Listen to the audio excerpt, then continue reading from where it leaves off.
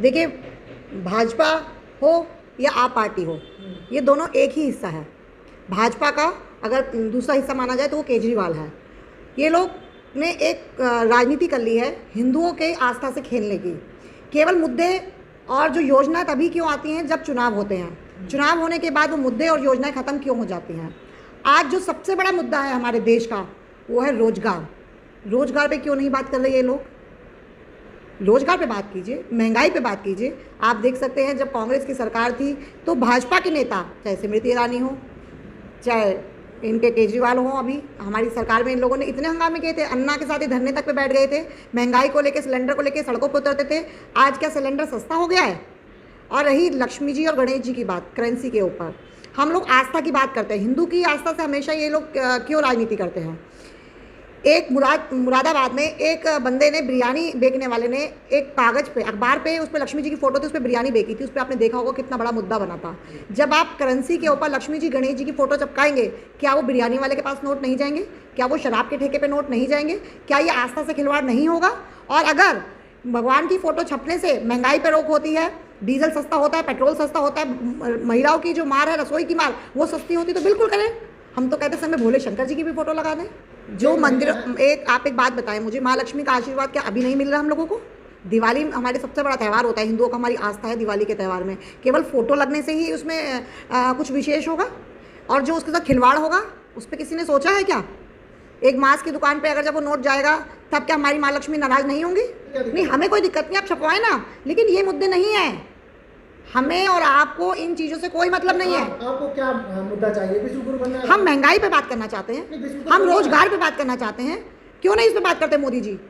बात करें ना इस पे आके। चुनाव से पहले उन्होंने इतने बड़े बड़े वादे किए थे, रोजगार की बात की थी, वो सब वादे कहाँ गए? आप बताएं मुझे। आज बिजली की दरें देख लीजिए आप, आज मिडिल क्लास आदमी को बिल्कुल ख़त्म कर दिया इन्होंने।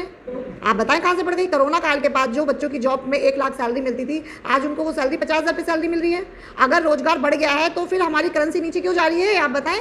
मैं गृह मंत्री जी को बताना चाहूँगी, जब पूरे विश्व की अर्थव्यवस्था डगमगाई थी तो हमारे प्रधानमंत्री, पूर्व प्रधानमंत्री मनमोहन सिंह जी एक ऐसे उभर के प्रधानमंत्री बने थे जहाँ पे विदेशों के लोगों ने उनसे पूछा था कि आपके भारत में ऐसा क्या हुआ जब पूरे विश्व की अर्थव्यवस्था डगमगाई और आपके यहाँ पे कोई दिक्कत नहीं आई। हमारे पर मनमोहन सिंह एक अर्थशास्त्री भी थे और ऐसा प्रधानमंत्री ना हुआ है ना होंगे। तो गृह मंत्री जी जाके थोड़ा सा उनसे शिक्षा लेने का कार्य करें तो शायद उनको समझ आए कि अर्थव्यवस्था भारत की कहाँ पर है। अगर आज मोदी सरकार हटती है तो इन लोगों ने यह हाल कर दिया है कि मोदी जी और अमित शाह जी तो भारत छोड़ के जाने की पूरी तैयारी कर चुके हैं। अच्छा, जनता सब जान चुकी है, जनता सब देख रही है। केवल ये जो चुनाव के जुमले हैं, इसके सिवा कुछ नहीं है। जब भी चुनाव आते हैं मोदी जी या अमित शाह जी या योगी जी जो भी हैं, बड़े बड़े जुमले फेंकते हैं जो कि संभाली से संभल नहीं पाते हैं। नहीं, कौन चुन रहा है? देश की जनता का चुन रही है। आप देखिएगा ना, अभी उत्तर प्रदेश के चुनाव हुए थे तो बैलेट पेपर में कौन जीत रहा था? मोदी जी तो नहीं जीत रहे थे। नहीं, तो आप क्या कहना चाह रहे हैं कि मतलब ईवीएम गड़बड़ी हो रही है? केवल ईवीएम की गड़बड़ है। आज मोदी जी से कहिए ईवीएम हटा दें मोदी जी और बैलेट पे चुनाव करा लें। अखिलेश यादव से जवाब मांगा चुनाव आयोग ने, बताइए कहाँ गड़बड़ी है? देखिए, आज के टाइम में मोदी और अमित शाह ने जितनी भी हमारी संस्थाएं थी सब अपने कब्जे में कर रखी है, चाहे ईडी हो, चाहे सीबीआई हो, चाहे कुछ भी हो। आज केवल इन लोगों ने देश को एक गुलामी की स्तर पर ले जाने का कार्य कर रहे हैं लोग। इसके सिवा इनके पास कुछ भी नहीं है और कोई दिक्कत नहीं है। कहते हैं जब पाप का घड़ा फटता है तो पता भी नहीं चलता, अंत सबका आता है। तो आपको क्या लगता है जब चुनाव आएगा तभी ईवीएम का जिम्मे जागेगा, उसके बाद फिर गायब हो जाएगा? नहीं, क्यों नहीं, हम लोग तो शुरू से कहते हैं ईवीएम के लिए और अब भी कह रहे हैं। लेकिन कांग्रेस तो कहीं सड़क पर नहीं उतरती, राहुल गांधी कहीं नहीं उतरते। आपको दिखाई नहीं दे रहे कि राहुल गांधी जो इतने दिनों से पैदल चल रहे हैं, पैदल यात्रा कर रही है? ईडी के टाइम पे आपने देखा था इन्होंने कांग्रेस दफ्तर को पूरा सील कर दिया था। वो तो कांग्रेस अपने लिए उतरती है ना। कांग्रेस अपने लिए क्यों उतरती? कांग्रेस तो जनता के लिए रही है। अगर आज ये देश आज़ाद है तो केवल कांग्रेस की देन है। कहाँ थे उस टाइम भाजपा के लोग? इन लोगों ने तो अंग्रेजों की गुलामी की थी। अगर किसी ने कुछ अपने इस देश को बचाने के लिए खोया तो वो कांग्रेस परिवार है जिन्होंने गांधी जी जैसों के बलिदान दिया है। मैं माफ़ी चाहूँगी, आपसे कहना चाहूँगी, आज के टाइम में मीडिया बिल्कुल बिक चुकी है। मीडिया के सहारे मोदी जी अपना तांडव रच रहे हैं। कांग्रेस कभी भी कोई प्रदर्शन करती है, उन लोगों को परमिशन देने की तैयारी नहीं हो, परमिशन नहीं दी जाती। अभी केजरीवाल के जो उप मुख्यमंत्री हैं सिसोदिया जी को जब ईडी ने बुलाया तो उन्होंने रोड शो किया, उसके बाद उनको तो नहीं रोका गया। और कांग्रेस ऑफिस को पूरा इन लोगों ने छावनी में तब्दील कर दिया। ऐसा क्यों? आप जवाब दीजिए इसका। कांग्रेस अगर महंगाई के मुद्दों पर प्रदर्शन करना चाहती, परमिशन मांगती, ये लोग नहीं देते, ऐसा क्यों? नहीं, परमिशन तो अभी भी नहीं ली थी राहुल गांधी ने। अब यात्रा कर रहे, भारत जोड़ो यात्रा कर रहे। भारत जोड़ो यात्रा ऐसे ही नहीं चल रही है, पूरा रूट बना है, पूरा परमिशन का परमिट हुआ है, उसके बाद ही भारत जोड़ो यात्रा शुरू हुई है सर।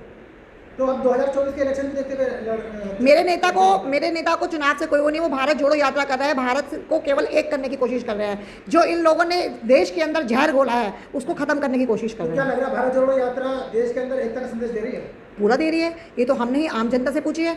आम जनता उस यात्रा को देखिए ना, यात्रा का रुझान देखिए आप, कैसे करोड़ों की भीड़ राहुल गांधी के पीछे चल रही है। या कांग्रेस भी अपनी सत्ता बनाने के लिए यात्रा निकाल रही है? कांग्रेस को कभी भी सत्ता का लालच नहीं रहा। अगर सत्ता का लालच रहता तो हमारी नेता श्रीमती सोनिया गांधी 2 बार प्रधानमंत्री का पद ना ठुकराती, हमारे नेता राहुल गांधी प्रधानमंत्री का पद ना ठुकराते। लेकिन विपक्ष इसी नजर देख रहा है। विपक्ष खुद सत्ता का लालच रखती है ना, तो विपक्ष उसी के नजरिए से देखेगा। अच्छा, जिस तरीके से राहुल गांधी की यात्रा के दौरान जो फोटो शूट होते हैं राहुल गांधी के साथ में, और उन पर कुछ अभद्र टिप्पणी की जाती है, तो उनको लेकर क्या कहें? देखिए, जिसकी जैसी मानसिकता होती है वो वैसा ही दिखाता है। हमारा नेता साफ, स्वच्छ और सरल स्वभाव का है। अगर कोई उनसे मिलने जाता है, आप ही हो चाहे मैं ही हूँ, हमसे कोई मिलने जाएगा तो हम उसको कैसे रोक देंगे मिलने से, आप बताएं। इन्होंने तो राहुल जी की टी शर्ट तक पे टिप्पणी की थी, इन्होंने मोदी के सूट पे टिप्पणी क्यों नहीं की थी जो अरबों खरबों में बिका था। एक चाय बेचने वाला है वो, और एक कोई युवराज है।